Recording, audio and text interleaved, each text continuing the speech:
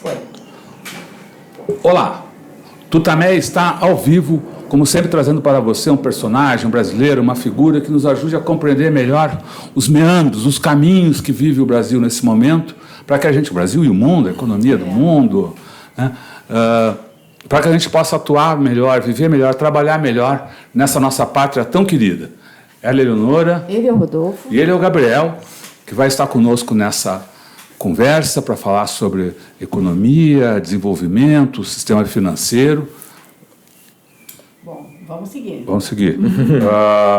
A Eleonora vai apresentá-la com mais detalhes, antes de fazer a primeira pergunta, mas eu queria, antes disso, te convidar para participar dessa conversa, não só mandando seus comentários, como também levando mais longe, divulgando entre seus amigos, compartilhando nas redes sociais.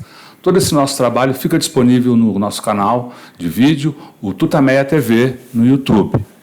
E ancorado no nosso site, o endereço é tutameia.jor.br. Eleonora. Gabriel, muito obrigada por você estar aqui hoje, nos nossos estúdios caseiros do Tutameia. Eu que agradeço, uma delícia os estúdios caseiros de vocês. Muito bem, seja muito bem-vindo aqui. Gabriel é economista, presidente do Banco Fator, e está aqui para falar com a gente sobre, basicamente, a economia mundial, sobre os rumos da situação global, que está impactada esses dias com a questão do petróleo. Quer dizer, a gente teve uma situação dramática aí nos preços, um ataque às instalações da Arábia Saudita, uma elevação do petróleo, assim, um movimento nesse mercado como se tivesse acontecido uma guerra, né? Exato. Então, eu queria que você começasse comentando isso. O que está acontecendo? O que você está prevendo para frente sobre a situação, sobre o impacto dessa questão do petróleo na economia e nos negócios? Você colocou bem, né? Como se fosse uma guerra. O que aconteceu, o processo de desenvolvimento da tecnologia e das forças produtivas como um todo, né? Ele vai banalizando o acesso a diversas coisas, inclusive a instrumentos de guerra, né? Foi até comentado que o preço do drone que teria feito o ataque estaria na hora de 15 mil dólares. Então você vê que hoje em dia a tecnologia veio socializar diversas coisas, muitas vezes algumas delas não desejáveis, né? É lógico que isso vem conflagrar ainda mais um ambiente que é super complexo, que é o ambiente de geopolítica do Oriente Médio e das relações que os Estados Unidos estabelece ali, né? Do ponto de vista do pico do preço do petróleo, a gente percebeu que a gente chama de estilingada rápida e uma volta pelas declarações de que existiriam reservas de petróleo, tanto do ponto de vista dos Estados Unidos quanto da Arábia Saudita, que poderiam estabilizar os preços ali. Então, acho que os debates são mais sobre a questão geopolítica que vão afetar ali. Mas a volta também foi num nível bem mais alto do que o patamar está mais elevado, mas em grande medida, imagino eu, pela incerteza que existe sobre o que pode acontecer de desdobramento futuro nessas relações. Eu acho que isso permeia bastante. E também para a gente tem um evento que é relevante, que é ver como é que vai se comportar a política de preços de gasolina, diesel, petróleo aqui doméstica. É um teste relevante para saber o quanto que esse novo patamar mais elevado, que você estava comentando, Rodolfo, vai ser efetivamente repassado para preço ou não. Um tema que parece ser caro para a equipe econômica aqui, né, de que você tem essa flexibilidade plena de preços. E não sei o quanto ele realmente consegue ser caro para o resto do governo, se ele é uma coisa que está muito confinada na equipe econômica ou ela permeia diversas instâncias do governo, porque é um tema caro a uma base eleitoral relevante. Né? A gente viu o que aconteceu recentemente na história com questões de preço de gasolina e diesel para caminhoneiros e tudo mais. Né? Então, do ponto de vista do geopolítico internacional, ele é complexo, mas ele fica um pouco atenuado na relação preços, porque a gente tem um cenário mundial desinflacionário, é um nome horrível que o economista usa, mas é desinflacionário, né? Que acompanha já um período longo, de mais de 20 anos ali, que está muito associado com um movimento de ganhos de produtividade e desenvolvimento tecnológico que foram oferidos com a entrada de uma periferia que até então era periferia, hoje não é mais, asiática, no sistema econômico capitalista mundial. Ou seja, a entrada deles se assemelha um pouco com aquele processo que a gente assistiu na virada do século XIX para o século XX, onde naquele momento nós éramos a periferia do sistema, nós, América do Sul, aqui América Latina, fomos entrando deflacionando o preço de commodities, né? Tem até um autor famoso que dizia que o desenvolvimento da economia argentina está muito vinculado à invenção do navio frigorífico, né? Ou seja, a possibilidade de exportação de carne e tudo mais, e a gente com café e outros produtos agrícolas, mas aquilo estava barateando o custo de vida nas economias centrais, porque nós entramos no sistema econômico deflacionando o preço de commodities. O que aconteceu basicamente com China, ou Chinásia, como a gente gosta de chamar, né, foi a entrada dessa nova periferia, mas deflacionando produtos industrializados, né? O preço desses produtos caiu muito. Se a gente fizer uma comparação com preços de serviços e preços de produtos industriais nas últimas 2 décadas, a gente percebe que o preço de serviços de saúde, educação nos Estados Unidos subiu muito, enquanto o preço de consumo, de bens de consumo de industrializados caiu bastante. Isso atenua um pouco. Se eu tivesse um cenário de inflação, eu entrar com um insumo tão relevante como petróleo com uma esticada para cima seria um pouco mais complexo. Essa é uma semana relevante, a gente tem algumas reuniões de bancos centrais, inclusive a nossa, né? FONC, Japão, né? E Banco da Inglaterra. Mas a gente percebeu na semana passada o Banco Central Europeu não mudou a posição, quer dizer, não mudou a posição no sentido de ampliar, mudou a posição, ampliou, mas não mudou a direção com receio de que tenha uma pressão inflacionária, né? Não mudou nisso. Quer dizer, há essa mudança no quadro, que a gente não sabe a dimensão aí do petróleo, chega numa conjuntura de muita incerteza em relação à própria atividade econômica global. A China desacelerando, tem o Brexit, tem a questão da própria Europa, que está com um crescimento fraco, pífio. Então, tem esses fatores todos que levam a uma conjuntura preocupante ou não? Sim, não, eu diria que o nível de incerteza sobre o futuro jamais foi tão alto. O nível de incerteza jamais foi tão alto? Eu diria isso, porque eu acho que você assumiu um nível de complexidade e imbricação entre as economias inédito. Eu vou tentar, sem ser muito chato aqui, fazer uma breve digressão aqui histórica, mas se a gente analisar crises anteriores que aconteceram, historicamente a gente conseguia assistir figuras de países que a gente pode chamar hegemônicos, né, descarregando o ônus daquela crise em outros países. Vamos dar um caso típico que nos afetou, né? A gente passa pela primeira crise do petróleo, vou fazer uma paralela com o petróleo lá no começo dos anos 70 ali, né? Que até então era só a crise do petróleo, porque ninguém sabia que teria segunda, né? 73, e a gente começa com o segundo PND, que foi a tentativa de processo de substituição de importação, inclusive de petróleo, e aí a gente é afetado pelo segundo choque do petróleo, mas principalmente pelo choque de juros que foi imposto pelos Estados Unidos com a elevada de juros do Paul Volcker. O que significava aquilo? Existia um processo inflacionário dentro dos Estados Unidos, a desvalorização da moeda americana, e foi uma política de defesa da moeda americana subir os juros naqueles patamares, e foi uma puxada muito rápida e intensa para juros americanos. O que você acabou fazendo? Todo o ajuste de você segurar o processo inflacionário americano e defesa da moeda americana enquanto ativo de última instância desse sistema onerou os países que detinham dívidas em dólares, especialmente aqueles países que decidiram fazer dívidas em dólares para se industrializar, mas sem gerar receitas em dólares, que foi o caso dos países latino-americanos. Se eu comparar com o modelo de industrialização asiático, é um modelo de industrialização voltado para a exportação, enquanto o nosso era um processo de industrialização voltado para a substituição de importações, para atender mercado doméstico. Então, eu gerava um passivo em dólares, mas não tinha receita em dólares. Isso dá um problema de descasamento de moedas, e toda vez que a sua moeda se desvaloriza perante o dólar, o passivo vai crescer mais do que a sua receita, que o seu ativo. Então, esta pancada que os países latino-americanos levaram no final dos anos 70 e começo dos anos 80, levou àquela quebradeira, processos de inflação galopante, moratórias, tudo que a gente assistiu com México, Argentina, Brasil, tudo que a gente viu ao longo dos anos 80. Pancada essa que a gente levou e está cambaleando até hoje por causa dela. Assim, a gente não se recuperou até hoje dessa pancada. Fomos voltar ao circuito financeiro internacional lá nos anos 90. Se a gente pegar, por exemplo, o que aconteceu com o Japão, também é um cenário parecido, né? Quando o Japão é praticamente obrigado a apreciar a sua moeda, porque ele vinha gerando déficits crescentes na balança comercial norte-americana, ele vinha ganhando relevância na pauta de consumo das famílias americanas, com televisões, automóveis, tudo que o Japão conseguia importar.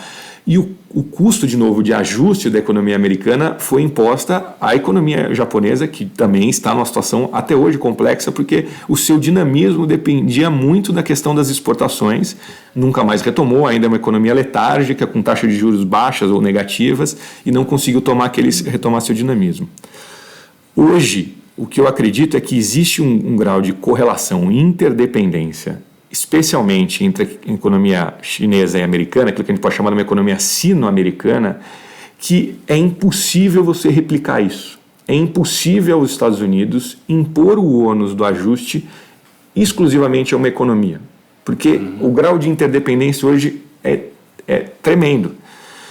Se a gente pegar o que foi a inserção da China no mercado internacional, né, começa em 2001 lá com a OMC, com um discurso que vinha da família do Bill Clinton na época, né, de dizendo que eu vou abrir a economia chinesa para os produtores norte-americanos, a população de 1,5 bilhão de habitantes, vou ter acesso a um dos maiores mercados consumidores do mundo.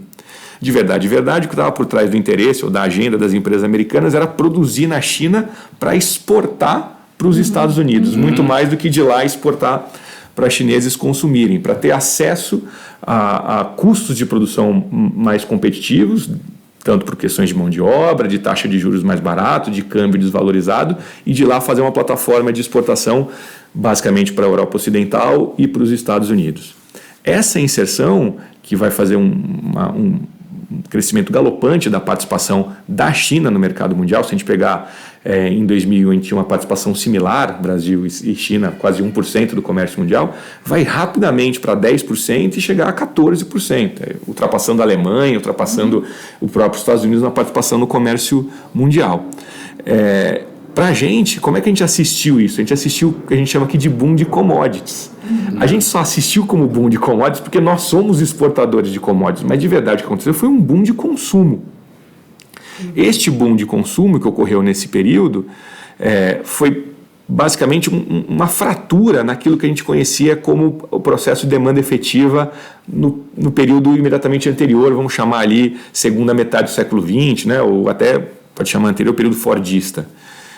Onde você tinha um processo onde você contratava mais gente através de fazer novos investimentos, com mais contratações, mais massa salarial, com mais massa salarial, mais consumo, com mais consumo, mais demanda, mais investimento, e isso é um círculo virtuoso da economia. Quando eu fraciono isso e coloco a produção está na Ásia, ou seja, a grande parte da manufatura se deslocou para a Ásia.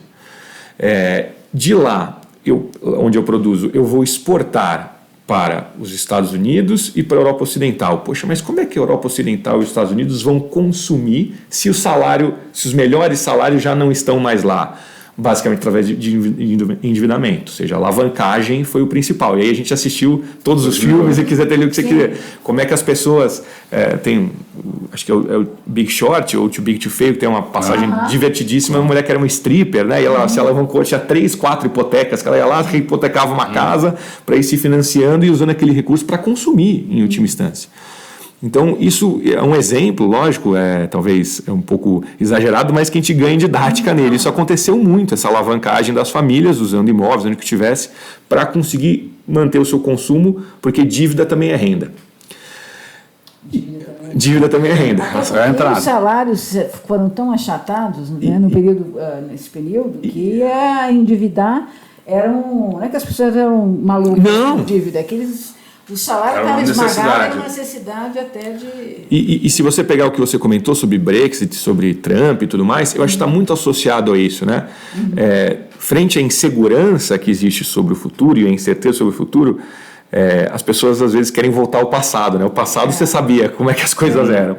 E acho que tem um pouco de uma crítica nostálgica presente nisso, até daí o Make America Great Again, né? O again é super importante nesse sentido. Mas nesse ciclo todo que a gente comentou, então ali está o consumo, na Chinásia está a produção, a gente fazia o quê? A gente exportava basicamente produtos primários, agrícolas e em grande medida para a China, se a gente pegar a participação na China de destino de exportação agrícola, é boçal, né? Muito alto, especialmente soja, né? Então, a gente estava entrando e exportando esses produtos porque eu tinha uma entrada de pessoas no mercado capitalista na China ali, efetivamente, pessoas que antes viviam numa economia de subsistência e passaram a trabalhar de forma assalariada, que foi também monstruosa essa transformação que aconteceu na China. E a gente surfou essa onda sobre esta forma de inserção. Hoje, se eu olhar um pouco para a relação ali que o Trump está tentando negociar com a China, e basicamente a forma de negociação dele é uma forma meio de fazer bullying, né? Ele vai lá, faz algumas ameaças e tenta sentar na mesa em condições melhores. Claramente eu vejo na China alguém que consegue olhar num prazo mais longo, ou seja, esse cara é um cara que precisa lidar durante um período aqui curto de tempo, mas existe um projeto estratégico mais amplo. Ela não precisa fazer a mesma coisa que os Estados Unidos, tem que aprovar dezenas de tarifas no Congresso para conseguir, mexe com o câmbio e consegue fazer uma política ali agressiva, mercantilista ou neomercantilista através disso. Mas se a gente imaginasse que o Trump tivesse algum sucesso numa política protecionista, é difícil a gente acreditar que as famílias americanas vão conseguir produzir a preços competitivos com os produtos chineses. Provavelmente que você teria um processo de inflação dentro dos Estados Unidos, mas sem substituir a importação. E é curioso que a gente vai falar que os Estados Unidos está tentando fazer um processo de substituição e importação, que é o que a gente tentou fazer ao longo do século XX para fazer o catching up, né? Mas eu acho difícil imaginar que os Estados Unidos vai conseguir produzir a preços competitivos com a China, por exemplo. Então, essas são economias que estão muito imbricadas hoje em dia, e acho que isso traz um nível de complexidade muito grande. O grau de interconexão entre as políticas dos bancos centrais, entre as políticas comerciais, isso assumiu tantas variáveis, e quanto mais variáveis, mais complexo é um sistema. E um sistema complexo fazer projeções sobre o futuro, quanto mais atores você tem ali, mais complexo fica. Por isso que eu acho que a gente está realmente num momento ímpar do ponto de vista de incerteza sobre o futuro. Bom, você usou nessa sua explicação aí a expressão juros negativos. Isso. Vamos falar sobre isso Perfeito. já, aí, porque isso é um indicador aí do grau de crise que se encontra ou que se avizinha. Que a gente se encontra ou que se avizinha. Mas antes disso, eu queria ainda ficar nos Estados Unidos. Tá. Qual é a sua avaliação da situação dos Estados Unidos hoje? Aparentemente o Trump conseguiu nos seus primeiros meses, agora já são anos de governo aí, melhorar um pouco a situação econômica, os indicadores econômicos e hoje ainda estão positivos, mas começa a haver um desencanto, porque especialmente por causa dos empregos. Perfeito. Não desemprego, mas empregos de baixa Precários. qualidade. Você podia comentar essa questão? E eu acho que assim está diretamente relacionado com o segundo tema que você quer comentar dos juros. Porque o que a gente vem assistindo, né? Em 2008, o movimento que foi feito para tentar conter a crise foi o que a gente ficou conhecido como quantitative easing, né? Que é não só reduzir a taxa de juros da economia, mas os bancos centrais entrarem comprando ativos, para fazer um nome bonito aqui, mas é simples, sustar a deflação desses ativos, sustar a desvalorização desses ativos.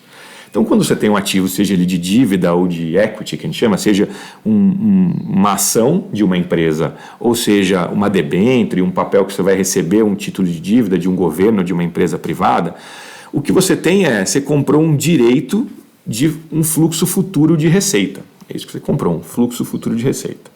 Então, aquele valor daquele papel, ele é maior quanto mais seguro, quanto mais certeza você tem sobre aquele fluxo futuro, né? E menor os juros que você cobra sobre aquele papel, porque menor é o risco sobre isto. Num cenário de crise, todo mundo começa a desconfiar que aquele papel que ele detém não vai dar conta de pagar o que se esperava de fluxo futuro, e aí todo mundo quer se livrar daquele papel, todo mundo vendendo aumenta a oferta e o valor daqueles papéis despenca. Como é que você tenta compensar isso? Bom, isso é um excesso de oferta, eu vou tentar aumentar a demanda do outro lado para compensar isto, que foi o quantitative easing. O quantitative easing foi eficiente em sustar a deflação dos ativos. Por isso que a gente assiste ainda preços desses ativos interessantes. A Bolsa Americana vem batendo recordes, né, de elevação, Mas ele não deu conta de religar a economia. Ele não deu conta de fechar esse ciclo que a gente estava comentando um pouco, fraturou. 2008 foi uma fratura em cima da fratura, ou seja, eu gerei um problema, aquele modelo de endividamento das famílias para continuar consumindo, pifou. Como é que eu religo isso? A política dos bancos centrais está sendo eficiente para não deixar que o preço dos ativos financeiros despenque. Ela consegue sustentar isso durante tanto tempo, nós estamos há mais de 10 anos de quantitative easing, porque eu não tenho pressões inflacionárias, o Banco Central, sobre política de metas de inflação, né, que é uma coisa que parece, quando a gente olha para a economia, meio sem sentido hoje, como a gente olhava antes, né?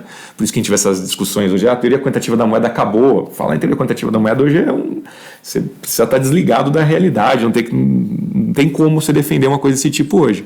Porque os bancos centrais conseguem baixar juros, conseguem acumular esses ativos nos seus balanços. Se a gente pegar os 5 principais bancos centrais do mundo, tem mais de 20 trilhões em ativos nos balanços desses bancos centrais, comprando esses títulos. E aí, só para todo mundo entender, sem querer ser muito hermético, aqui você compra um papel hoje no valor de 100, que vai te dar 120 daqui a 2 anos, para dar um exemplo, no resgate. Então, a taxa implícita dele é 20% ali. Se eu entro comprando aquele papel, eu vou inflacionar o valor dele, que a gente chama de valor de face, de 100 para 110. Bom, se o resgate continua a 120, a taxa implícita não é mais 20, só para facilitar a conta nessa, mas é 10. Então, conforme eu vou comprando esses papéis, eu vou reduzindo a taxa de juros que está dentro daquele papel. Então, isso está inflacionando os papéis. Isso inflaciona também o valor dos ativos de bolsa. De que maneira? Como é que eu olho para uma empresa? Eu vou olhar o fluxo futuro de receitas dela, na última linha ali, no fluxo de caixa, e vou trazer a valor presente para uma taxa de juros. Quanto maior a taxa, como o financiamento de uma casa, né? Quanto maior a taxa de juros, maior a prestação. Se eu reduzir a taxa de juros, quando eu trouxer a valor presente, o valor presente fica mais alto daquelas ações. Então é assim que está sendo inflacionado o preço dos ativos, com redução de juros. Só para fechar aqui, quem está dizendo que a teoria monetária quantitativa da moeda acabou e que a gente pode fazer qualquer coisa com a taxa de juros, isso é uma pseudo-verdade. É verdade. Reduzir juros não gera inflação de mercadorias. Mas reduzir juros, quando está reduzindo, gera inflação do preço dos ativos financeiros. Ah, mas os imóveis também estão subindo. Os imóveis estão subindo não enquanto bens de consumo, enquanto ativos financeiros, como uma forma de carregar riqueza ao longo do tempo, como uma reserva de valor. Por isso que os imóveis também estão subindo de preço. Mas o fato é que isto foi insuficiente para a gente conseguir religar o emprego. Eu acho que é no Too Big to Fail, se não me engano, tem uma cena final ali que é do Paulson e do Bernanke conversando, depois eles conseguiram aprovar o quantitative easing. E o Bernanke diz assim, o Bernanke na época presidente do Fed, né, o Paulson secretário, e aí o Bernanke diz assim, olha, esse dinheiro que nós estamos emprestando para os bancos, eles vão chegar nas pessoas, né? E o Paulson fala, vão, fique tranquilo, vão chegar. O que aconteceu foi essa liquidez ficou empossada. Essa liquidez ficou empossada e eu não consegui religar essa demanda.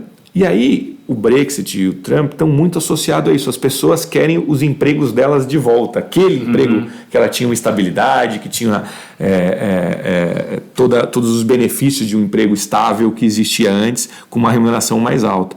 Quando a gente assiste aonde estão sendo gerados os empregos nos Estados Unidos, está muito associado a serviços, a setor de turismo, lazer, empregos que não têm uma remuneração tão boa e que também não afetam tanto a produtividade da economia. Eles não geram o funcionamento da economia em torno dele. Perfeito, perfeito. E aí que você vai enxergar, o desemprego está alto, mas o emprego precário e o part-time e pessoas que têm... Isto permanece um problema lá dentro, né? E o que você acabou gerando, que talvez tenha dado uma visão mais positiva sobre a economia olhando para o Trump, é que o quantitative easing gerou uma nova forma de rentismo. Se antigamente a gente tinha um rentismo associado a ganhar dinheiro com juros, o que acabou acontecendo, que seria o fluxo, ou seja, os juros é o fluxo de recebíveis, hoje você ganha dinheiro com a valorização da riqueza velha, com o estoque. Porque a gente acabou de comentar que o título do papel valia 100, com juros de 20, porque vai resgatar 120. Se os juros cair para 10, o papel subiu para 110. Então eu tive uma valorização do meu dinheiro, se aquele título que eu tinha antes valia 100, agora valeu 110. Isso é uma valorização da riqueza velha, da riqueza que já existe. que é bom para quem detém aquilo, mas não dá conta de gerar um fluxo de despesa e gastos novo. Porque isso não está gerando emprego, não está gerando salário, não está gerando consumo.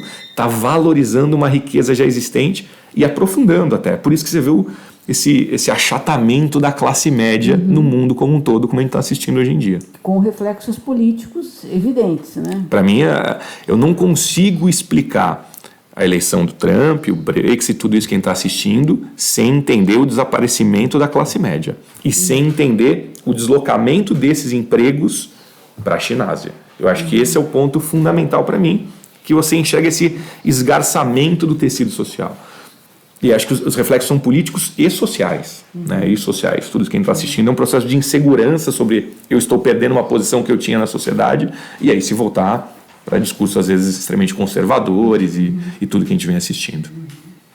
Ou seja, apesar de haver um certo desencanto ainda com Trump, você acha que, por exemplo, vendo as eleições do ano que vem, ele ainda tem mais chances de ser reeleito do que eu acho que assim, de ser derrotado? A gente chegou a discutir isso numa outra oportunidade. Acho que a China vai desempenhar um papel fundamental sobre isso. A gente assistiu, talvez a minha memória falhe aqui, mas se eu não me engano foi às vésperas do Natal no ano passado, uma bifurcação relevante na relação do governo Trump com o que a gente poderia chamar de um establishment, especialmente econômico, que foi o seguinte: o Powell, que é o presidente do Fed, já vinha escrevendo há muito tempo. É o Banco Central dos Estados Unidos. É o Banco Central dos Estados Unidos, exatamente, obrigado. Dizendo que, olha, não dá para continuar com essas taxas de juros deste jeito e nem com o quantitative easing do jeito que está andando. Nós precisamos fazer uma normalização dos balanços do Banco Central, que é uma agenda que a Yellen já vinha defendendo há muito tempo. O que é uma normalização? A gente tem aqui 4,5 trilhões no balanço do Fed, nós precisamos começar a desovar alguns desses ativos para que eu possa esvaziar, para que eventualmente, se eu tiver de novo um cenário de crise, eu possa ter munição para utilizar.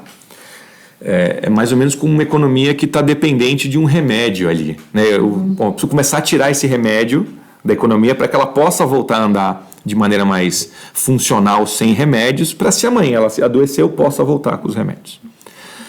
E existia muita discussão ao longo do ano 2018 como é que se daria essa mudança de parar com o quantitative easing e uma elevação na taxa de juros norte-americana e como é que seria o impacto disso no estoque dessa riqueza velha.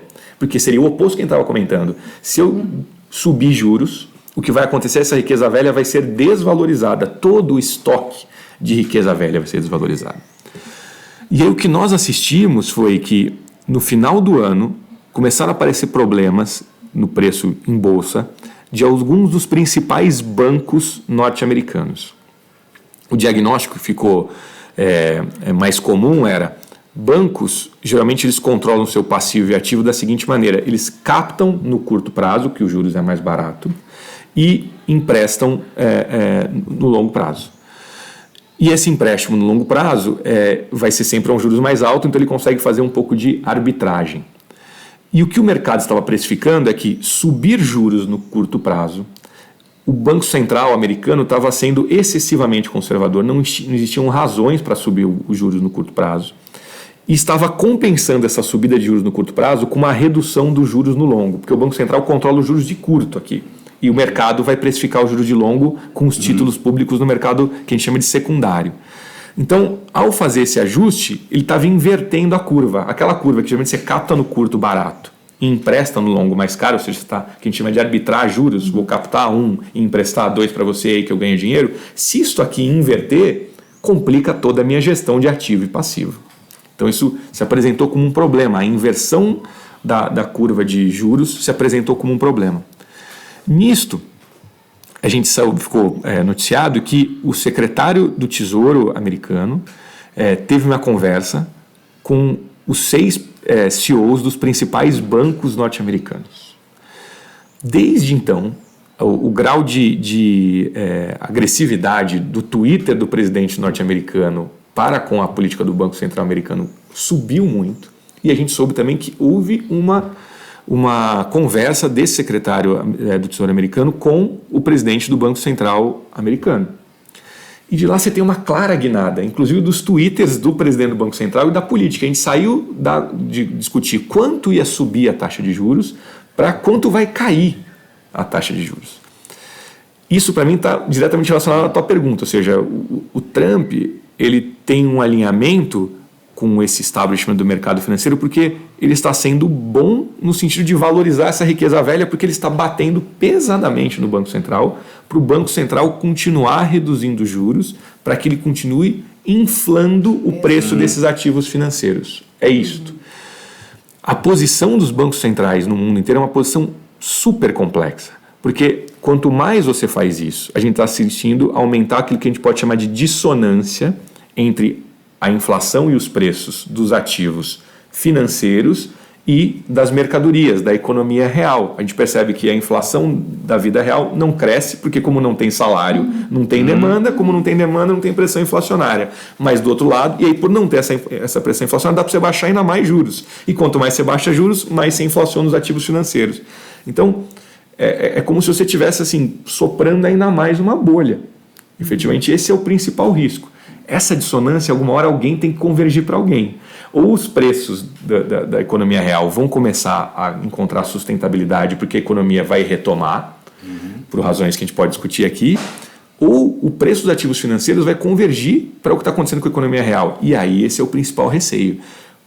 Se a gente tiver uma redução, uma desvalorização desses ativos financeiros, quais os instrumentos que os bancos centrais vão encontrar para conseguir recuperar?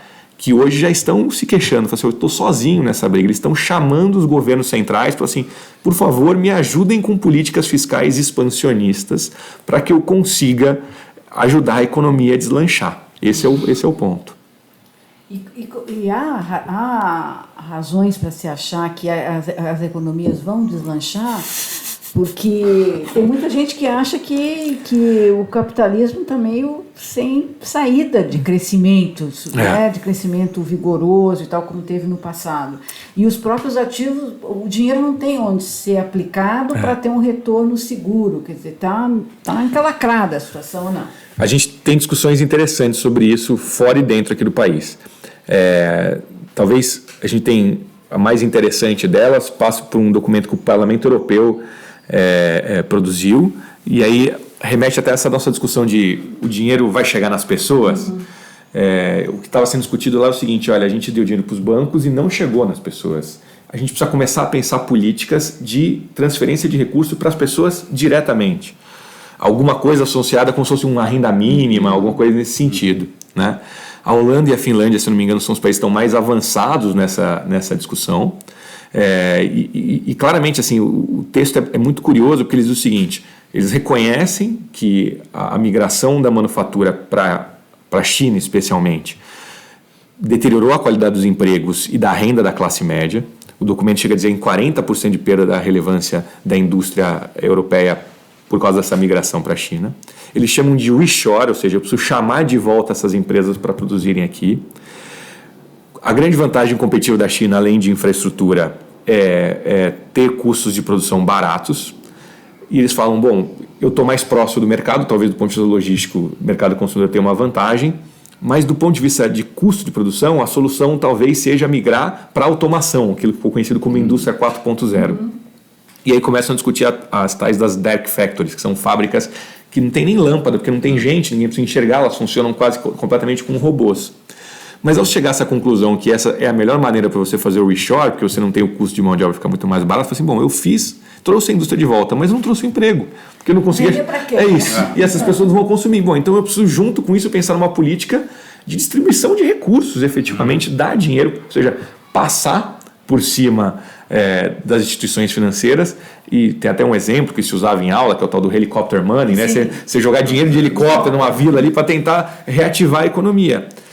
Mas que remete para um momento interessante dessa nossa sociedade, para um problema quase que ético, né? Ou seja, na sociedade que a gente vive, dar dinheiro para uma instituição financeira ou para uma empresa se recuperar é visto como uma coisa ok.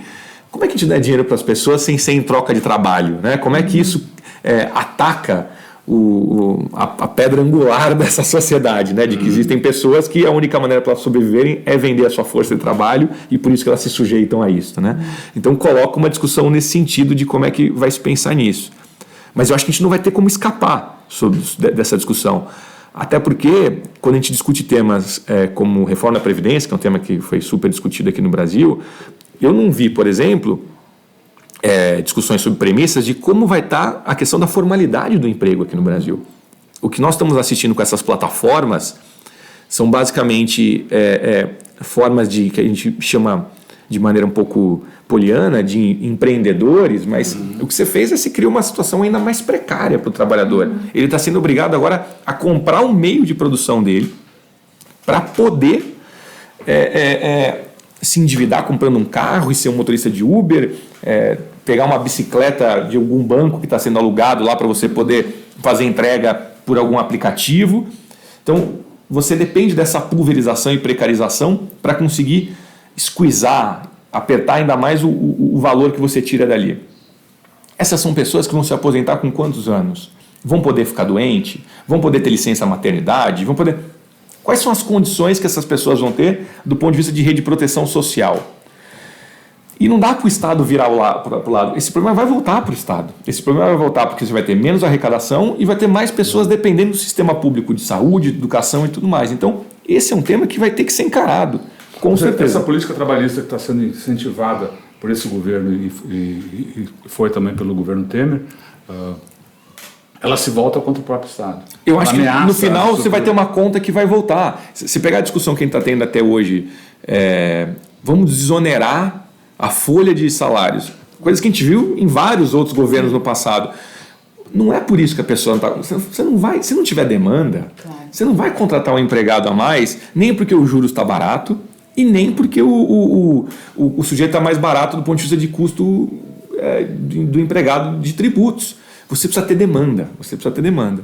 E aí tinha uma discussão que estava presente no programa do Obama e que o Trump ameaçou e anunciou, mas não levou à frente, que são os gastos justamente com infraestrutura, mas infraestrutura num sentido amplo, infraestrutura no sentido de serviço social.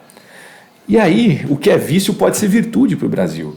Diferente de outros países que vão ter que inventar questões, né, como aconteceu, a gente pode citar o New Deal, né, que você fazia uma série de programas ali, às vezes sem necessidade, você construía aeroportos em cidades que não tinham linhas aéreas.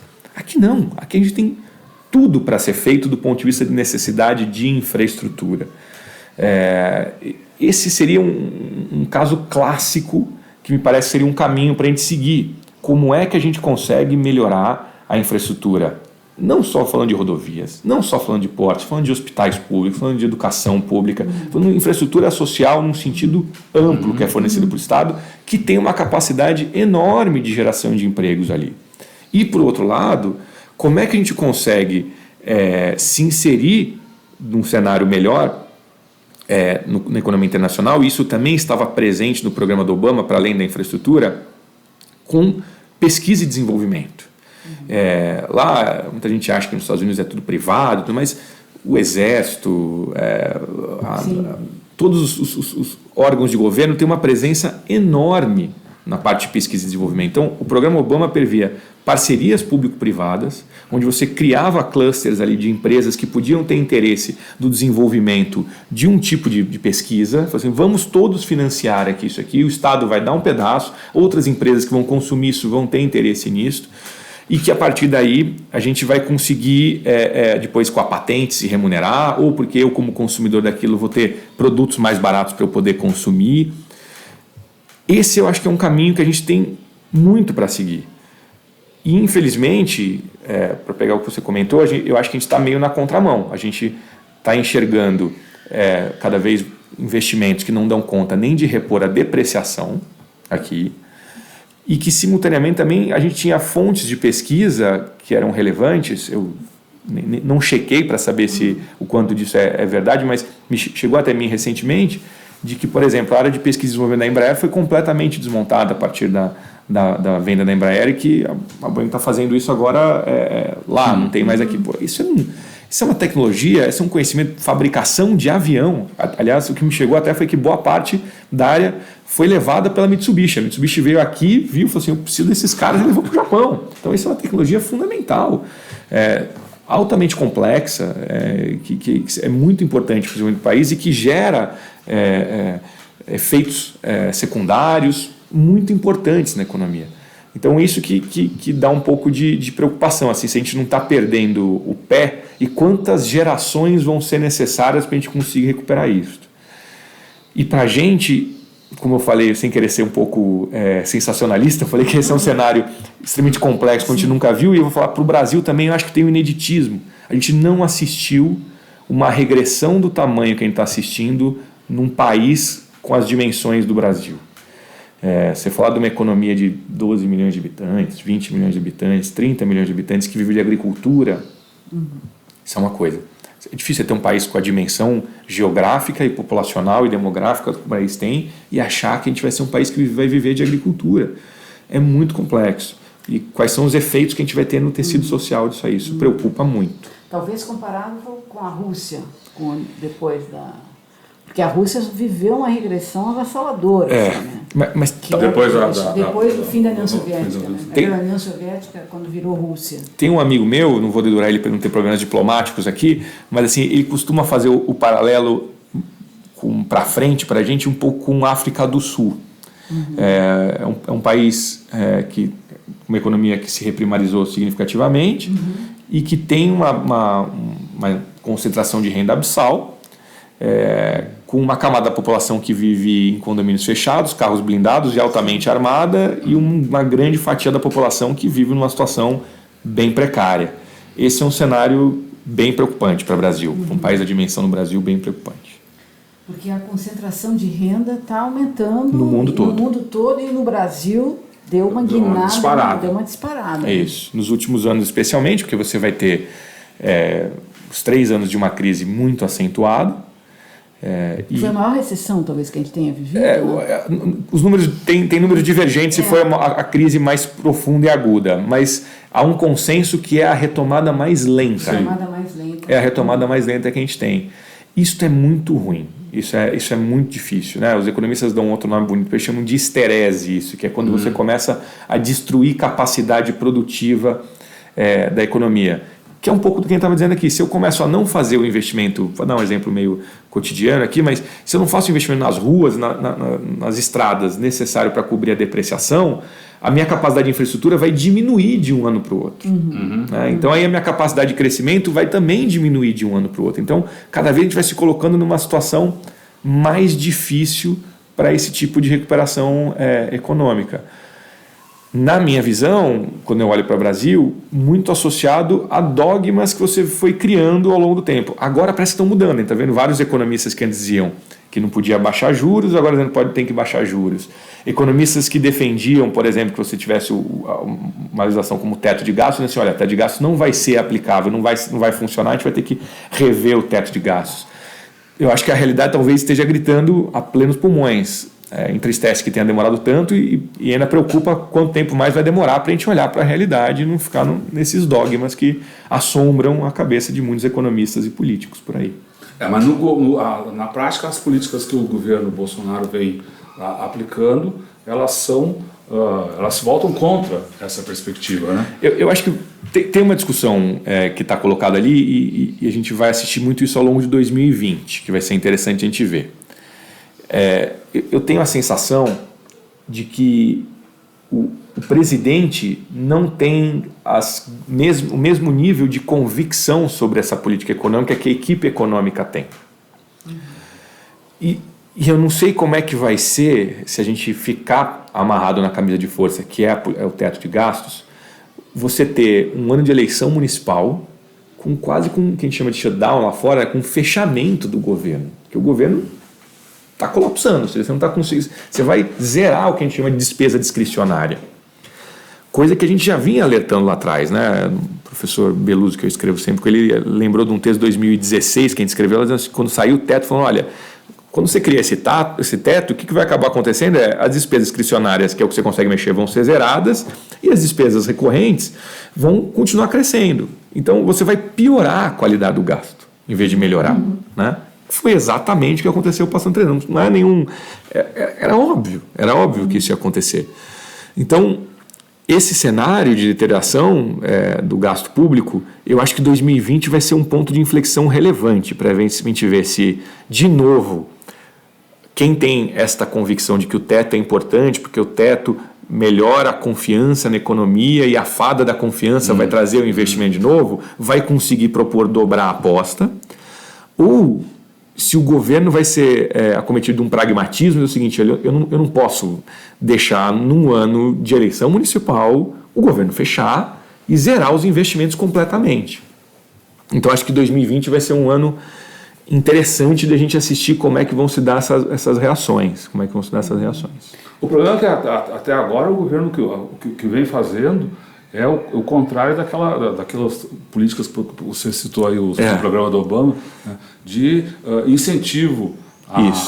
Incentivo não, pelo menos de tentar colocar no mercado consumidor as famílias mais pobres. E acho que talvez até mais importante do que os cortes dos programas tipo Bolsa Família são os cortes nas áreas de educação, de saúde e de investimento em tecnologia, né? Os programas aí de eu acho que levar os estudantes para fora, enfim. Eu acho que essa é uma crítica que a gente pode fazer ao governo federal de 2013 para cá. O governo federal 2013 para cá foi procíclico. Ele foi procíclico, ou seja, o governo foi cortando gastos de uma economia que vinha desacelerando. Se a gente pegar os dados de preço de commodities de 2013, foi uma queda tremenda que ocorreu no preço de commodities. Ou seja, e a gente foi afetado por isso. O Brasil foi afetado por isso. E aí, ao ter uma perda de dinamismo pelo lado das exportações, ao invés de a gente compensar isso com algum tipo de dinamismo interno, e eu imaginava que basicamente os investimentos públicos deviam entrar, e aí nada contra PPPs e concessões, acho só que deviam ter se somado as PPPs e concessões à despesa do investimento público para poder tentar retomar um dinamismo endogenizando o polo dinâmico, para usar uma expressão do Celso Furtado aqui. A gente fez o contrário. A gente foi cortando gastos mais profundamente e na frente, inclusive, do que o privado mesmo fazia. E foi sendo procíclico. E aí a gente entrou naquela espiral suicida, que todo mundo conhece, de uma economia que, quando tenta fazer um ajuste, ainda mais recessivo, num cenário de depressão. É isso que a gente veio fazendo desde 2013 para cá. Essa é uma crítica que é muito fácil de fazer, os números estão aí. Desde 2013 para cá, os economistas ficam dizendo, alguns economistas, não, o problema é o gasto que teve no passado, portanto agora nós estamos purgando. É uma coisa quase mística religiosa, assim, existiram excessos do passado, então a gente precisa purgar esses excessos agora. Então, mas durante quanto tempo? Fazem 6 anos que a gente está purgando isso. E aí eu acho que foram se contando histórias de lá para cá, né? Essas histórias foi... Tira tal presidente que a gente vai voltar a crescer. Depois da eleição, vai voltar a crescer. Passa a reforma da Previdência. Eu não sei mesmo se a sociedade vai conseguir engolir agora. Não, agora tem que fazer a tributária. Depois da tributária que vai voltar a crescer. Depois de 6 anos, eu não sei se dá para você continuar vendendo esse pedaço de nuvem no céu ali. Eu não sei se a sociedade vai continuar comprando ou se a gente vai ter que realmente caminhar para uma coisa mais pragmática. Você vê o cenário, a gente falou antes da questão dos juros negativos lá fora, você explicou para a gente por que isso está acontecendo, que para a gente parece um bicho louco, né? Porque aqui os juros são estratosféricos. Como é que você vê a questão dos investimentos nessa conjuntura tão volátil? Né? As pessoas se perguntam, a gente vê o que fazer nesse momento. No passado se falava, não, agora tem que correr para o ouro, tem que correr para o dólar, tem que comprar ativos reais, imóveis. Como é que as pessoas podem buscar segurança, se é que é possível isso no capitalismo, nesse quadro tão indefinido? A gente vai ter cenários interessantes e distintos aí para comparar. Você tinha aqui durante muito tempo um cenário bem confortável para quem vivia de renda no Brasil, porque você tinha títulos públicos que davam mais de 1% ao mês, você aguardava ali para receber esse 1% ao mês com risco nenhum, porque título público é risco soberano, um país que não tem dívida externa como o Brasil, que tem poder de emitir moeda, então ele só dá um calote se ele efetivamente quiser, porque ele pode emitir moeda e resolver essa questão. Lá fora, a gente assiste uma queda de juros bem mais dramática, e a gente chegou a comentar em uma outra oportunidade que nós tivemos juntos. Você tem títulos negativos, como a Áustria, que 100 anos um título público. Por que alguém compra um título negativo para 100 anos? Basicamente, o que ele vai estar mirando é ganhar dinheiro com a valorização do título e não com os juros. Ele está imaginando assim, os juros hoje está baixo, no futuro estará ainda mais baixo. Está implícito nisso uma expectativa negativa sobre a economia, porque se os juros vai estar mais baixo, significa que a atividade econômica vai estar ainda pior do que está hoje. Está ruim, vai ficar pior. Isso, está implícito nesse diagnóstico. Então os juros vai cair ainda mais. Se os juros caírem ainda mais, o PU vai subir e eu vou poder vender esse título a um preço mais caro no futuro. Essa é a lógica que está por trás de comprar um título com juros negativos. Quando eu olho para o Brasil, a gente não chegou no cenário de juros negativos e temos um cenário complexo para você analisar ali, porque com certeza é uma coisa perigosa para economistas falar, mas a gente tem um consenso, vamos dizer assim, de economistas que os juros devem ser mais baixos do que estão aí. Hoje quase um consenso de mercado que os juros vão reduzir, vão cair. Então, dá para você apostar que os juros vão para baixo. É uma aposta que boa parte fez, mas como tem quase um consenso, sobrou pouco prêmio nesse sentido. Ou seja, você já tem muita gente já nesta aposta de juros para baixo. Quando eu olho para câmbio, a gente enxerga o dólar num patamar um pouco mais valorizado pelo tema que você comentou. Num cenário de incerteza, aumenta aquilo que a gente chama de preferência pela liquidez. Ou seja, eu prefiro buscar ativos mais líquidos. Daí que a gente enxerga essa valorização do dólar e do ouro, que são ativos ultra líquidos, são os ativos de última instância, de ponto de liquidez desse sistema. Daí que a gente assiste essa procura por essas moedas, não só do ponto de vista do mercado interno, muito mais do mercado externo. Nós somos tomadores de preço de câmbio. Então, a gente vê esse movimento do câmbio. Quando a gente olha para a Bolsa, o que acaba acontecendo com bolsa é que depende se você olhou meio copo cheio ou meio copo vazio. Toda vez que você olha para os juros para baixo, você imagina a bolsa vai subir por aquele tema que eu comentei aqui. Como o juros está mais baixo, o preço dos ativos sobe, porque eu estou descontando uma taxa de juros menor. Mas quando eu olho para a atividade econômica não está boa e o resultado das empresas também então não vem bem. Ele melhora um pouquinho porque o serviço da dívida das empresas está caindo, porque as empresas endividadas vão pagar menos juros, logo sobra um pouquinho mais. Mas do ponto de vista de venda, de demanda, a gente não está vendo uma pujança, aquilo está pegando no tranco, não estamos assistindo isso. Então, quando você olha para a atividade econômica, você penaliza a bolsa. Quando você olha para juros baixos, então por isso que tem essa volatilidade que a gente vem assistindo na bolsa. Um ativo que a gente vê uma procura mais recorrente nos últimos meses, vamos chamar assim, até ano, são os imóveis e fundos imobiliários. E aí você tem as duas coisas, né? Você tem, com juros mais baixos, os imóveis começam a ficar mais atrativos, efetivamente, mas por aquela razão que a gente comentou, muito mais associado com uma forma de você ter um ativo que vai carregar a riqueza ao longo do tempo. E que também, aqui no Brasil, remete quase a uma memória afetiva positiva, né? A gente passou muito tempo com inflação alta. Num cenário de inflação alta, os imóveis sempre eram aqueles ativos de defesa, né? Você conseguia se defender num processo inflacionário. E aí isso criou uma cultura, o imóvel é uma coisa segura, o imóvel é uma coisa sólida, o imóvel está lá, é um ótimo tipo de investimento. Então, a fotografia para a economia como um todo é esta. Qual é a grande dificuldade que a gente tem hoje? Você precisa ser muito seletivo na escolha dos ativos. Porque a nossa leitura é uma leitura de que você vai ter, enquanto os juros continuarem caindo, esses preços dos ativos sendo inflacionados, puxados para cima, mas como a economia não anda, você está inflando uma bolha. Então, você não pode ficar contrário a isso, senão você vai perder dinheiro. Mas não dá para você se embebedar nessa bolha, porque senão você vai correr muito risco na saída. Então, você precisa ser muito seletivo na escolha dos ativos neste momento, para saber quem que pode ser penalizado mais rápido no momento de bolha. De bolha e de ruptura. Falando de juros. De ruptura. Ruptura da bolha. Falando de juros, fazer uma pergunta prosaica aqui, aproveitando que a gente está conversando com o banqueiro. Né? Os juros estão caindo, caem. Mas no cheque especial, Perfeito. no cartão de crédito. Isso. São aquela explosão, coisa que ninguém no mundo acredita, o patamar dos juros praticados aqui no Brasil. Perfeito. Como é que se explica isso? A gente... É um crime, é um ágio, é um bando de agiota, como é que é? A gente tem diversas teorias que dão conta de tentar abordar isso aqui. Eu acho que precisa passar por um cenário macro para depois descer no cenário micro. No cenário macro, o que eu diria é que a gente historicamente tem juros mais altos, os juros básicos, eu estou falando, os juros que o governo paga para quem empresta dinheiro para ele.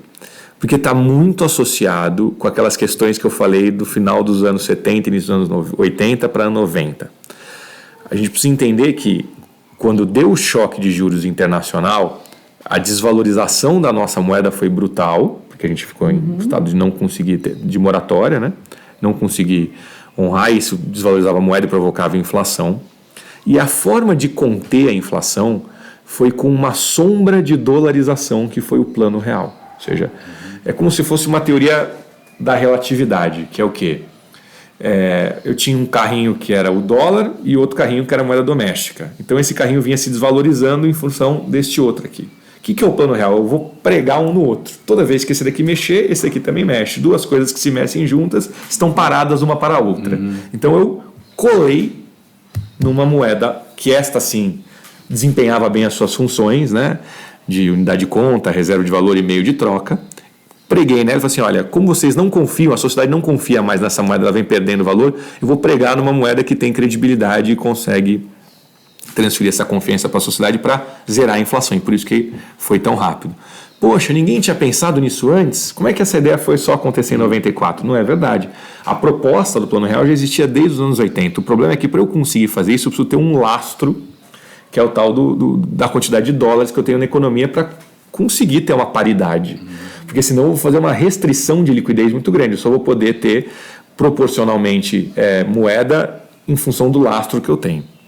Como nos anos 80 eu estou excluído do circuito financeiro internacional, eu não consigo fazer isso. Eu não tenho acesso a dólares para fazer isso. Eu vou conseguir a partir dos anos 90, porque o Brasil vai voltar ao circuito financeiro internacional, os juros internacionais vão cair, a gente vai conseguir fazer isso. Bom, mas a que custo?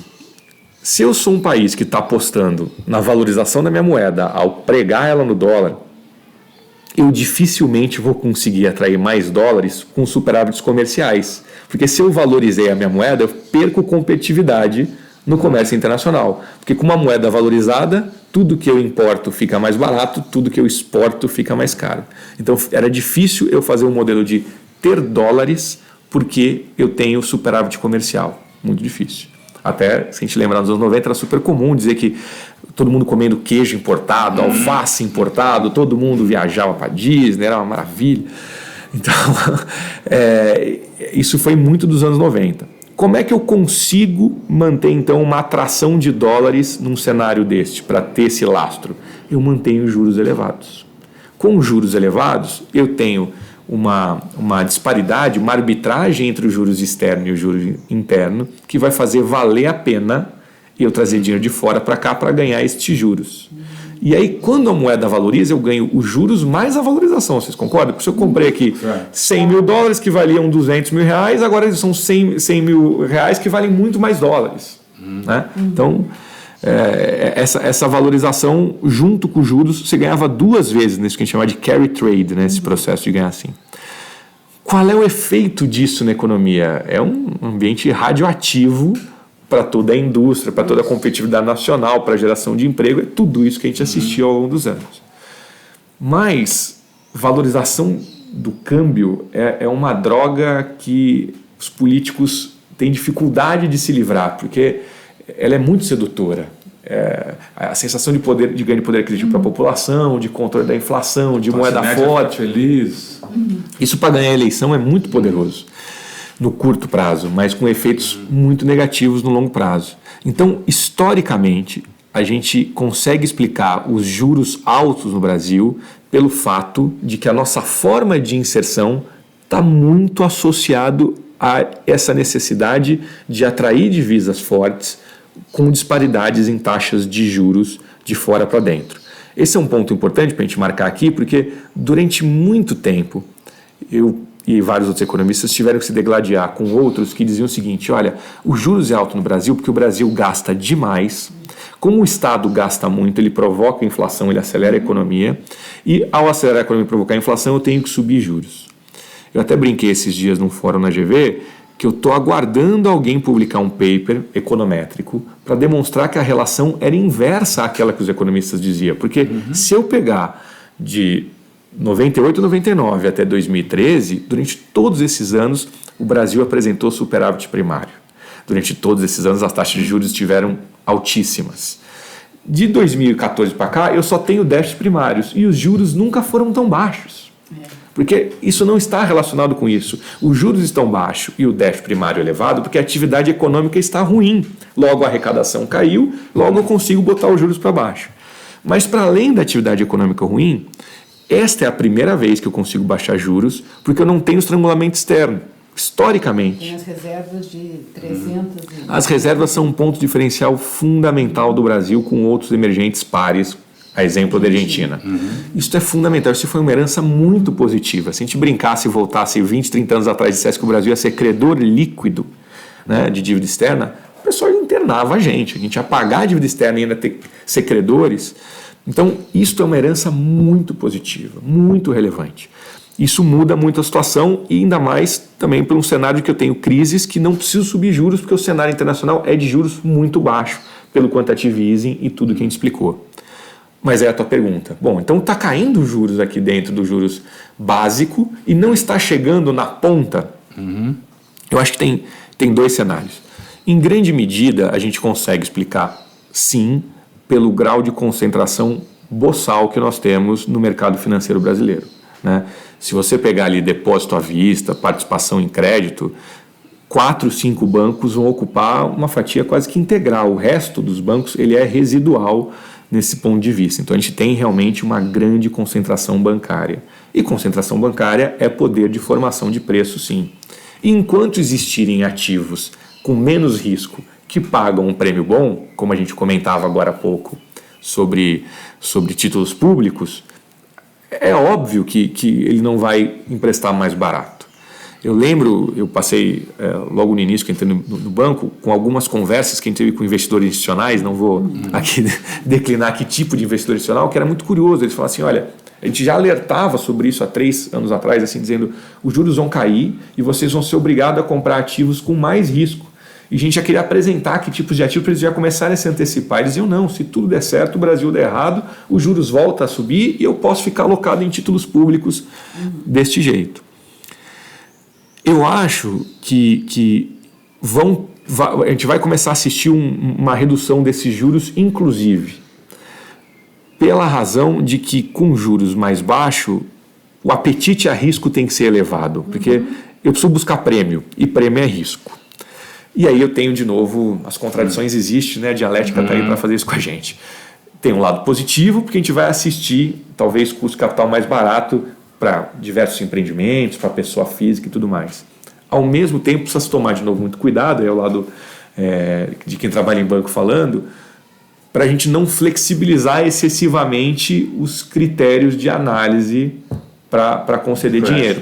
Porque num cenário onde você não consegue encontrar prêmio, às vezes você vai flexibilizando para encontrar mais prêmio e a gente sabe como é que essa história acaba, nunca é uma história bonita.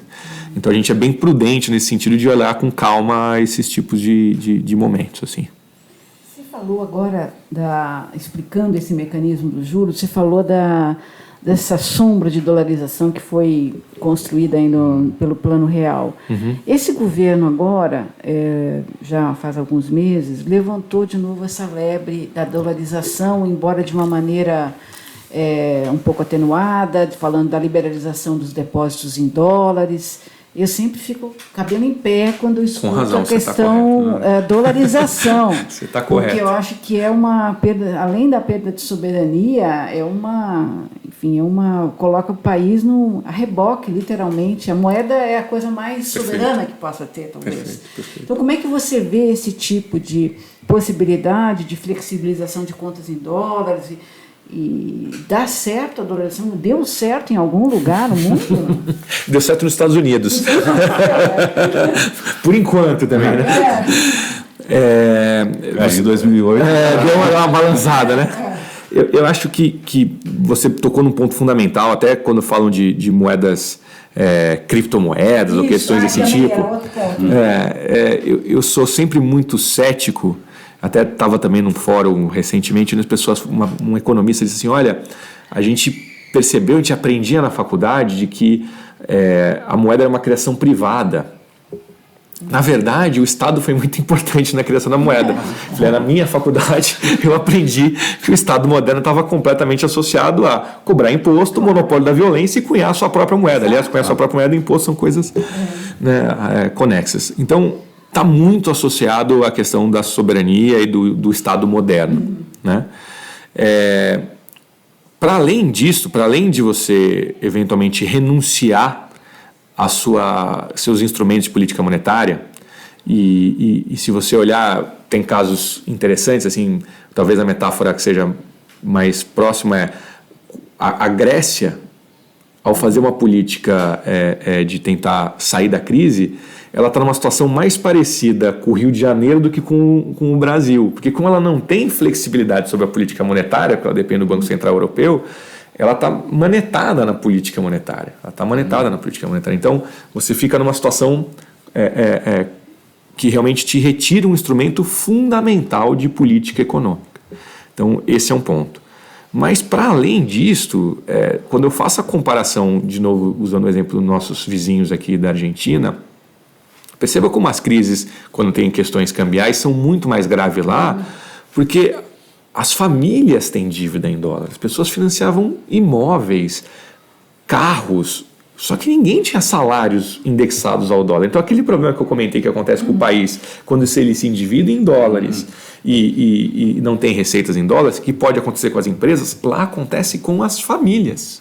Dali o curralito, isso é o curralito. Então, a situação fica extremamente mais complexa, porque você passa, de novo voltar ao tema furtadiano, toda a cruzada que a gente teve ao longo do século XX aqui na economia brasileira, que foi tentar ser uma grande fazenda de café, onde o destino dessa economia dependia de demandas que aconteciam num outro país, tentar se libertar do sentido da colonização, para usar uma expressão do Caio Prado, e endogenizar polo dinâmico com a industrialização e tentando determinar aqui dentro o destino da economia, que estava até na proposta do Keynes, no imediato pós-guerra, na reunião de Bretton Woods, que os países não fossem afetados por cenários internacionais para que eles pudessem domesticamente buscar o pleno emprego.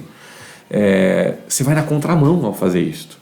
Porque você pode ter um cenário de recessão, que a gente assistiu isso nos anos 90, um cenário de crise, onde o certo seria estimular a economia, mas como eu tenho um problema de desvalorização perante ao dólar, e isso está batendo no estoque de dívida das famílias, em tudo que as famílias têm, e as empresas também, eu sou obrigado a subir juros para tentar atrair mais dólares, valorizar a minha moeda e reduzir o efeito negativo que está tendo na valorização ou no crescimento dos passivos. Então, você fica com uma política... E as famílias ficam numa situação pior ainda. Muito pior. Então, eu escuto às vezes até para infraestrutura. Não, o problema é que tem muito dinheiro lá fora, e se a gente dolarizar a infraestrutura, você vai conseguir trazer esses recursos para cá. É terrível. A gente chegou a ter uma experiência recentíssima, que foi nos anos 90, quando os indexadores, por exemplo, de rodovia estavam indexados ou com alto grau de correlação com o dólar. Quando a gente teve a maxi desvalorização, quando tiveram desvalorizações maiores, aí você tinha que fazer um reajuste no pedágio de 40%, e quem faz? Você não conseguia fazer. Você teve estados que tiveram que rever os contratos para mudar o indexador e parcelar o reajuste, porque não é aplicável. E aí você passa a ter serviços públicos que, por definição, são non-tradables, porque ninguém compra pedágio em euro ou em dólar, ninguém compra água de saneamento ou passagem de metrô em dólar, indexados ao dólar. Isso provoca inflação numa desvalorização, te força a subir os juros, ainda que a economia não esteja acelerada. Então, é ao contrário, a gente tem que buscar a desindexação, né? Senão a gente fica realmente completamente manetado. Mas você vê chances de essas conversas hoje meio fora do centro pode se transformar em realidade, né? Olha, é difícil, né? Tanta coisa que a gente imaginava que não era possível aconteceu, que às vezes a gente recorrer à racionalidade não é mais um alento, né? Eu acho que elas podem ser implementadas, mas nesse seminário que eu estou citando aqui várias vezes, o embaixador Rubens Recupero estava lá e ele falou assim, a história do Brasil é um grande cemitério de projetos liberais ali, né? Porque as pessoas fazem isso e eles acabam dando errado. É só eu acho que a gente vai caminhar por aí, vai tropeçar, vai ser mais difícil, mas não é sustentável no longo prazo isso. O que eu fico pensando é que quando se discutiu a questão da dolarização nos anos 90, no Brasil, que eu acho que o Equador adotou de forma desastrada, o grau de desnacionalização da economia era bem menor. Lógico. Hoje a gente tem um grau de desnacionalização grande. Perfeito. Né? Então isso também é um fator preocupante. Né? Não, e está muito associado a isso. Boa parte da desnacionalização está associado com a sombra de dolarização. Exatamente. Imagina se você tivesse feito a dolarização completa. Porque o que a gente criou, vamos fazer a comparação de novo com o modelo asiático para a gente voltar a falar um pouquinho ali do que você me provocou no início. São modelos quase que antagônicos. O que fez a Ásia? Desvalorizou a sua moeda, criou um cenário competitivo do ponto de vista de custo mais barato de produção, de incentivo com crédito direcionado, crédito público direcionado para ficar mais barato e premiação para as empresas que conseguissem exportar mais. Né? Você criava políticas de proteção e de incentivo, mas com metas, porque às vezes a gente tentou fazer isso aqui no Brasil, mas de uma maneira um pouco diferente, que me parece que não foi tão bem sucedida. Porque se eu falar assim, olha, você tem um incentivo, e se você crescer e se transformar numa economia competitiva, você perde esse incentivo, porque esse incentivo existe, porque por enquanto você não é competitivo, a empresa jamais vai querer perder o incentivo.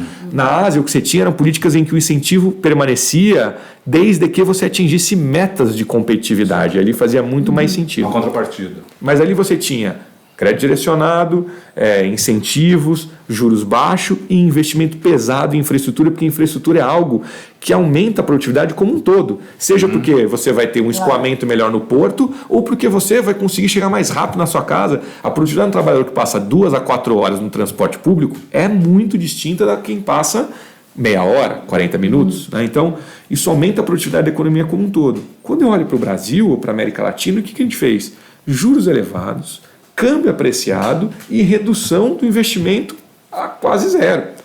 E abertura para a competitividade com empresas sem ter uma contrapartida do outro lado. Então a gente foi no modelo absolutamente oposto. O resultado está aí. Qual é o crescimento que teve na participação Coreia e China na economia mundial e qual é o resultado que o Brasil e os nossos pares vizinhos aqui tiveram. Eu acho que é claro isso. Você falou aí, muito en passant, mas eu queria pegar esse gancho das criptomoedas, porque eu também sou muito tradicional, eu também fico de cabelo em pé quando eu vejo falar de criptomoedas. E eu li esses tempos, né, que a ideia das criptomoedas, da moeda do Facebook especificamente, seria uma maneira dessas empresas de tecnologia do Vale do Silício tomarem conta do processo que hoje está muito na mão dos bancos. Estados nacionais. Não, e dos bancos, né? Porque hoje quem domina, na verdade, tudo, vamos falar, os grandes arquitetos de tudo que está aí, é o mercado fiel, são os bancos, ou, enfim.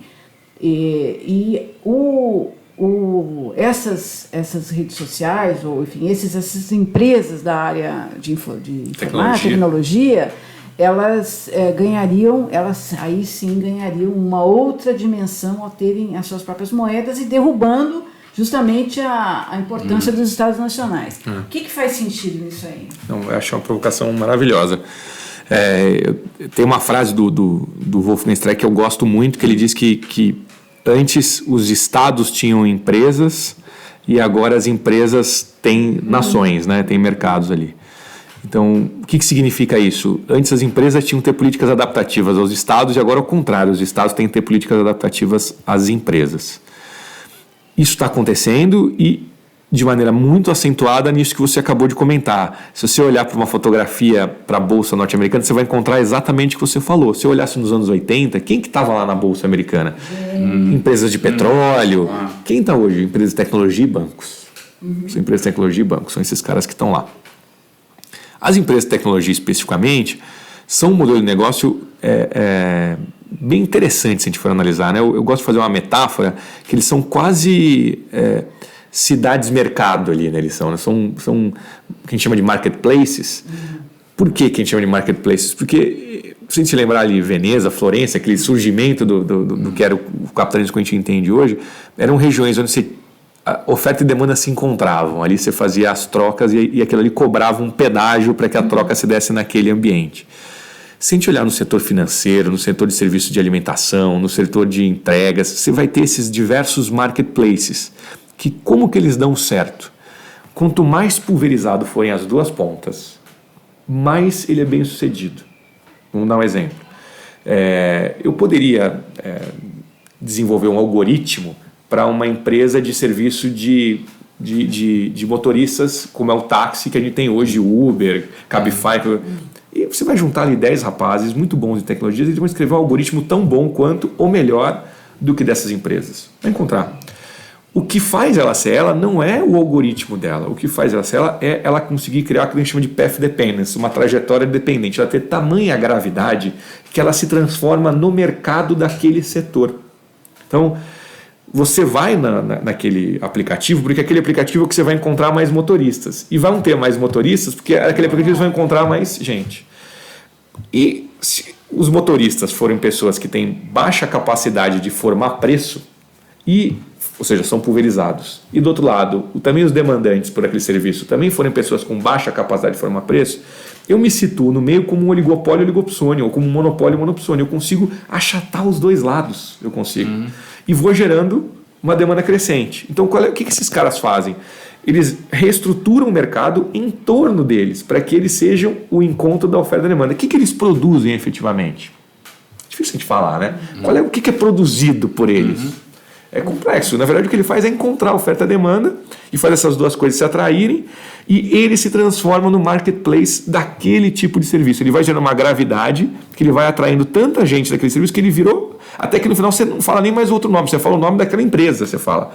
E isso acontece com serviços de alimentação, isso você vai ter lá vários restaurantezinhos que vão montar, inclusive o que chamam agora as dark kitchens, que o cara aluga na periferia de São Paulo, um lugar para ele fazer comida, chama alguém de um outro aplicativo para fazer a entrega e faz as entregas, você tem vários, não tem problema se você não gostou daquele restaurante. O próprio cara vai fazer um review ruim daquele restaurante, você vai trocar por um outro restaurante que também vai ser negociado no meu mercado. Eu não perco, o mercado é sempre meu. O mercado é sempre meu. Esses são os marketplaces específicos. E depois eu vou ter o marketplace geral, que vão ser as grandes empresas, o Facebook, o Google. Se você quer ser um marketplace específico, você precisa estar nessa outra, girar em torno dessa grande estrela maior, que é aquele que liga todas as outras, né? O Instagram, são essas grandes plataformas de redes sociais que movimentam esses outros mercados diferentes ali. O que a gente vem assistindo é exatamente o que você acabou de comentar. Essas empresas falam assim, olha, eu tenho o cliente. Este cliente às vezes precisa de uma antecipação de recebível, ele precisa de um financiamento, seja para comprar, para investir na cozinha dele ou para comprar o automóvel dele. Por que é que eu vou deixar esse recurso com o banco?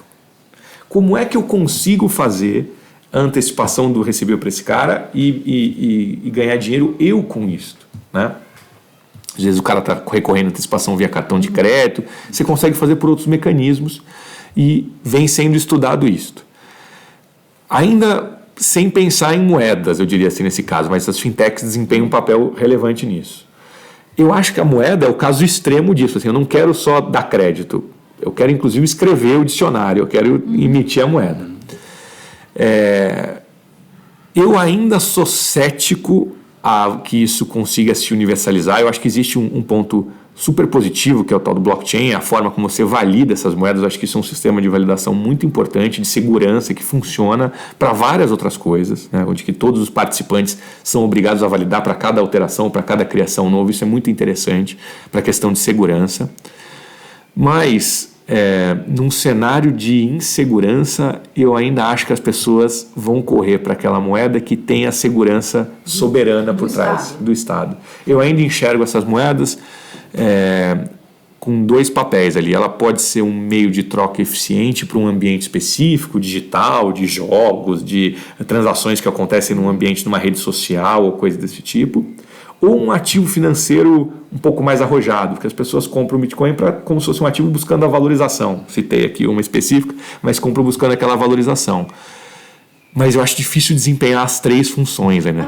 Um ambiente onde pode proliferar, digamos, a economia subterrânea, tráfico de drogas, de armas, enfim... Isso vem sendo uma preocupação recorrente dos bancos centrais, né? O tema de compliance, risco, PLD, é um tema que cresceu muito no mundo nos últimos anos e se aprofundou muito. Hoje, o grau de observância que você tem no sistema financeiro é muito duro e rigoroso sobre isso. Ainda bem, acho muito bom que isso seja assim. E efetivamente existe essa preocupação dos bancos centrais de não deixar que as criptomoedas sejam uma válvula de escape para que transações passem por baixo do radar. Eu acho que isso vem sendo um tema de preocupação dos órgãos reguladores, que ainda é tudo muito novo, está se estudando, mas é um tema assim que tem preocupado. Bom, o próprio sistema financeiro ele não abriga essa economia cinzenta aí? Eu acho que o sistema financeiro oficial não consegue mais. Não consegue mais. Eu acho que hoje esses tipos de operação é muito difícil pelo nível de... Até porque a tecnologia permitiu você seguir o dinheiro de uma maneira mais simples. O que eu acho que aconteceu, dentro daquela fragmentação que a gente comentou, de você ter geograficamente a produção industrial num canto, o consumo em outro, agrícola aqui, existem também regiões geográficas que se especializaram nisto. Ou seja, em ser paraíso fiscal, em ser país onde o rigor de análise é um pouco menor ou mais flexível. Mas até nesse sentido, para bancos normais que operam, ficou restrito. Você vai ter diversos desses países que vão estar numa lista negra, que se chama, e você não pode operar com esses países hoje. Então, o grau de endurecimento que aconteceu desde os últimos 10, 15, 20 anos para cá foi muito, muito alto, muito alto. Você ainda tem, hoje, são operações mais, e aí está menos linkado ao sistema financeiro em si e mais a um planejamento tributário, saídas de evasão fiscal, porque o cara monta uma empresa naquele país que tem uma carga tributária mais baixa, então ele faz isso por aquele país. Essa lógica de que agora as empresas detêm nações, eles vão arbitrando tudo. Salário, câmbio, juros, tributos, eles vão arbitrando e vão conseguindo fatiar a sua produção, a sua forma de carregar riqueza, conforme for mais interessante geograficamente. Brexit, qual é a importância? O que vai acontecer aí? Uma pergunta boa, né? Eu acho que da forma que está sendo pensada é muito difícil. Para mim, e eu sempre penso os dois casados ali, o Brexit e o Trump, assim, os dois eu acho que é uma tentativa de fazer a salsicha voltar a virar porco. É muito complexo. O grau de avanço que você gerou sobre aquilo, você conseguir retroceder sobre aquilo, é muito complexo. Eu enxergo o Brexit muito mais como um grito de uma sociedade dizendo o seguinte: olha, vocês me prometeram que esse negócio de globalização ia ser um passeio no parque, ia ser ótimo, a gente ia participar de um grande amigo secreto, onde a gente produzia coisas melhores e outros caras que produziam outras coisas melhores, ia ter um ótimo ganho para o consumidor, e o que aconteceu foi que eu perdi meu emprego, não tenho renda, não consigo sobreviver desse jeito. Eu vejo muito mais desta forma. Esse é um tema polêmico, eu sou um pouco radical nisso aí, muitas vezes colegas que eu gosto muito me criticam, mas eu realmente enxergo a globalização como um tema um pouco irreversível, porque eu não vejo ela como um resultado de políticas somente conscientes, né?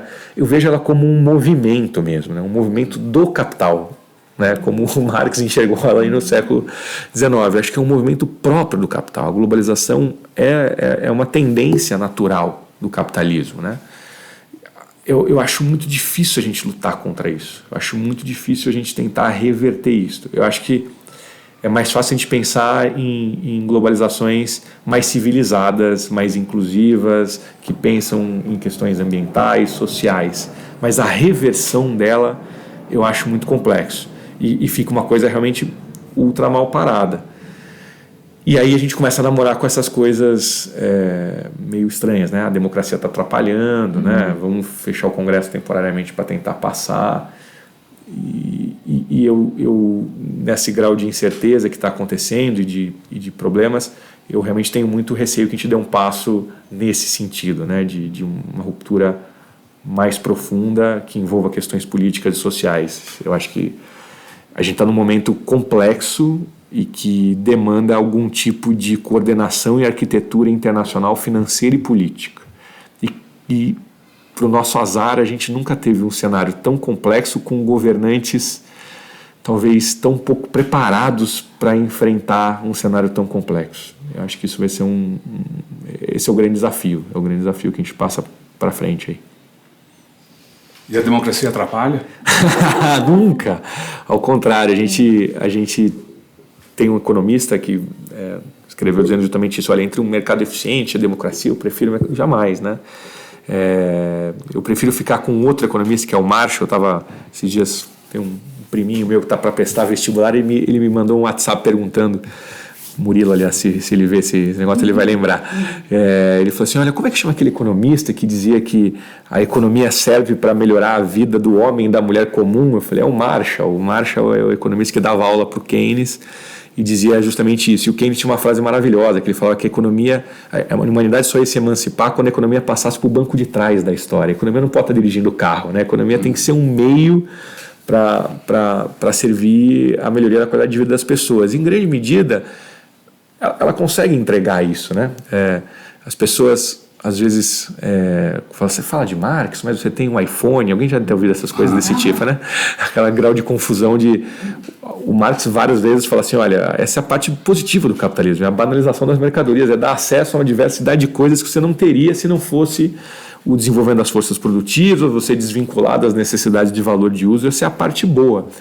Falta o Marx era um liberal radical, né? Ele queria realizar efetivamente as promessas que estavam na Revolução Francesa e no Iluminismo. Ele queria a verdadeira liberdade, a verdadeira igualdade, a verdadeira fraternidade, né? Então, eu acho que a gente está nesse momento de inflexão, de realmente se colocar um desafio para a gente, se a gente vai caminhar para uma coisa ruim de novo, ou se a gente vai conseguir entender que a democracia é um valor universal e negociável, que a questão ambiental é um valor universal e negociável, que a questão da inclusão social e das pessoas terem condições de vida digna também é uma questão universal e negociável. É isto. Muito bom. Muito obrigado, gente. Então, a gente está aqui... Calma aí. A gente está se encaminhando aqui para o final da nossa conversa, que, como você sabe, fica disponível para ver, rever, conversar com os amigos, porque tratando aqui de economia, de temas complexos, vale a pena discutir, né, em grupo esses assuntos. Eles ficam disponíveis no nosso canal de vídeo, o Tutameia TV, com reportagens, fotos, no nosso site. O endereço é tutameia.jor.br. E antes de nós dar o tchau, queria pedir para o Gabriel fazer a sua mensagem aí aos nossos participantes aqui dessa conversa, aqui, aos internautas, os que estão nos assistindo. Eu espero não ter sido muito hermético. Às vezes os economistas falam uma linguagem que parece complicada, mas é um vício de formação ali. Espero ter conseguido passar a mensagem, mas especialmente agradecer a todo mundo que teve paciência de escutar esse tempo todo, e a vocês. Assim, é realmente um bálsamo, um oásis a gente conseguir ter um espaço como esse para poder debater de maneira tão franca, democrática, transparente, à vontade. É um prazer, e parabéns a vocês pelo espaço e pelo trabalho de vocês. Muito legal mesmo. Foi uma honra ter sido convidado por vocês aqui. Muito legal mesmo. Obrigado. Legal, muito obrigado. Então, pessoal, estamos dando tchauzinho. Não esqueça de ir lá no nosso canal de vídeo, se inscrever no Tutameia TV e clicar lá na sinetinha para receber as notificações, né? É importante, porque daí o cara fica sabendo quando tem coisa nova. Legal. Eleonora? Gabriel, muito obrigada. Pessoal, muito obrigada. E vamos nessa. Obrigado, gente. Tchau. Até. Tchau.